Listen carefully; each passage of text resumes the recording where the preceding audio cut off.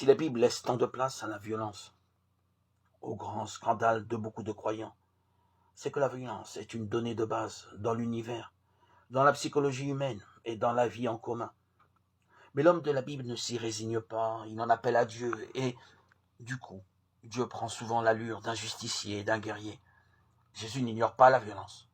En actes, Jean 2, 13, 17 et en parole, Matthieu 23, Jésus n'est pas tendre avec ses adversaires. Il avertit qu'il apporte non la paix, mais bien le glaive. Matthieu 10, 34.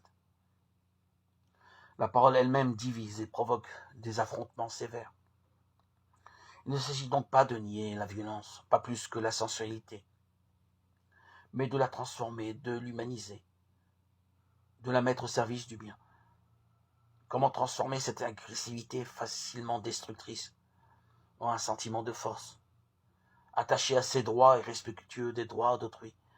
Comment faire qu'un instinct hérité de l'animal devienne une énergie humaine, raisonnée et constructive? Le problème est de savoir se défendre contre la violence mauvaise.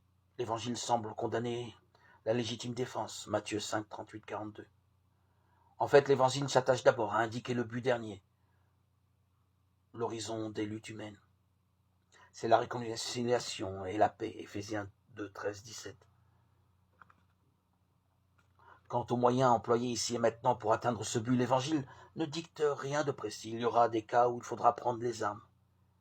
Mais la guerre paraît de plus en plus comme le pire des moyens pour atteindre la paix.